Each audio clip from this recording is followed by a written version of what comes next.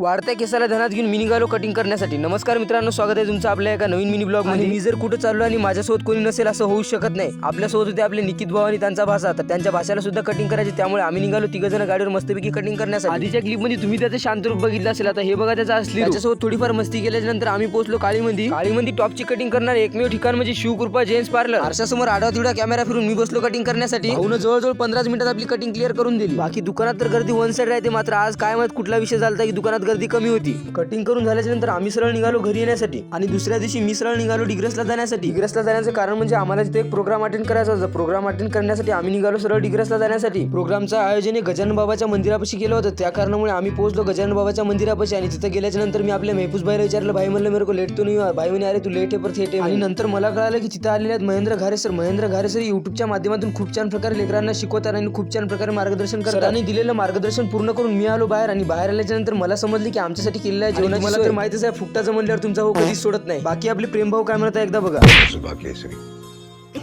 आपलं जेवण झाल्यानंतर आपण तिला आपल्या वाडेकरू मंडळीला वाढून आणि मस्तपैकी त्यांच्यापाशी व्हिडिओ काढत बसलो. आणि नंतर आमचे सर म्हणे आता रिकामे बसलेच आहात तर चला म्हणे एवढ्या खुर्च्या टाकू लागा म्हणे ऑटोमध्ये. पण आम्ही तिथे खुर्च्या कमी टाकल्या आणि व्हिडिओ जास्त काढत बसलो. हे बघा आपल्या अक्षय भाऊशी पोस्ट देत. नंतर आम्ही निघालो घराकडे येण्यासाठी. ब्लॉग कसा वाटला कमेंट करून नक्कीच कळवा. चला मग भेटू उद्याच्या ब्लॉग मध्ये.